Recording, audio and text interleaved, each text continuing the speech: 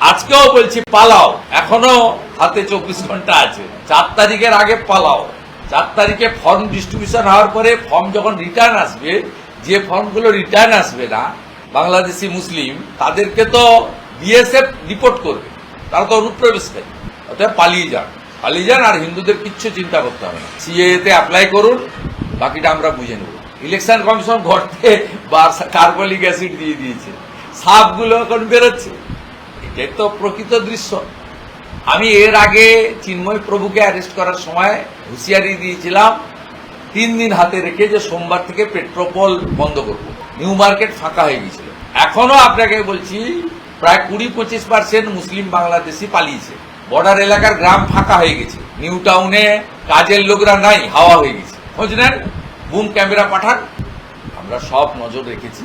আপনাদের সমস্ত হিন্দু শরণার্থীদের প্রোটেকশন দেব, আমরা একদম গুনে গুনে দেব। তারপরেও যদি 5 জনও বাকি থাকে, আপনারা আপিলে যাবেন সিও অফিসে, ইলেকশন কমিশনে, যা করার আমরা একদম আগামী 1 মাস আমাদের নর্মাল পলিটিক্যাল ডিউটি, আমাদের জনপ্রতিনিধির কাজের সাথে আমরা এটাকে নিয়ে সুন্দরভাবে মনিটরিং করব এবং প্রত্যেকটা জেনুইন ভোটারকে প্রোটেকশন দেব। সে ভারতীয়, যারা হিন্দু হতে পারে, মুসলিম হতে পারে, আর বাংলাদেশ থেকে আসা হিন্দু শরণার্থীদের ফুল প্রোটেকশন দেব।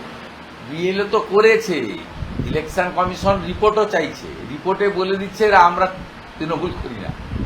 এখানে লোকালি বিজেপি কমপ্লেন করেছিল নন্দীগ্রামে খোকন সিট, এ পরিচিত তৃণমূলের এখানে একজন কর্মী বা স্থানীয় স্তরের নেতৃত্ব। কিছুদিন আগে সোনাচূড়া সমবায়ের ভোটে প্রার্থীও ছিল, হেরেছে। এখানকার বিডিওকে দিয়ে রিপোর্ট দিয়েছে ইলেকশন কমিশনে, আমার কাছে রিপোর্টের কপি আছে, বলেছে এ তৃণমূল করে। এখন বিএলও হতে গিয়ে ঘোষণা করছে আমরা তৃণমূল করি না। নজর আমাদের থাকবে, ব্যবস্থা আমরা নেব, এবং সব হিন্দু বুথে বিএলএ 2 থাকছে। এবং আমি বলেছি সব রাজনৈতিক দলের বিএলএ 2দের সমন্বয় করে করব, এবং বিএলওদের স্পেসও খুব কম। যা ইলেকশন কমিশন করেছে, তাতে ফাঁক কেটে পালানোর রাস্তা নেই। 50% এসআর সাকসেস হলেই তৃণমূল হেরে যাবে।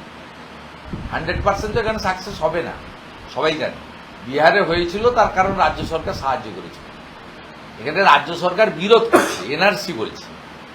রাজ্য সরকার জানে বাংলাদেশি মুসলিমদের নাম বাদ চলে গেলে, মৃত ভোট চলে গেলে ছাপ্পা মারবে। কুতামোড়ে, গড় চক্রবেড়িয়াতে, রাজারামচকে, কেন্দামারিতে, নীলপুরে ছাপ্পাটা মারবে কে যদি মৃত ভোটগুলো বাদ চলে যায়? একটা বুথে 800 ভোটারের মধ্যে যদি 75টা মৃত থাকে, আর যদি 75টা বাইরে গিয়ে চলে থাকে, 650 ভোটার আসবে। 650 ভোটার তো ভোট দিয়ে দিবে। তাহলে অ্যাবসেন্ট যদি না থাকে মুসলমান বুথে, এখানে একটা চটিচাটা চ্যানেলে দেখিয়েছিলেন জি 24 ঘন্টা, এখন চাঁটছে বেশি কলকাতা টিভি আর নিউজ 18-এর সঙ্গে কম্পিটিশন করে। সে জি 24 ঘন্টা লাইভ করছিস না লোকজন। জি 24 ঘন্টাতে যে প্রদীপ মান্না বলেছিল, ওকে আমি ফোন করেছিলাম, বললো হ্যাঁ বিপিএসসিতে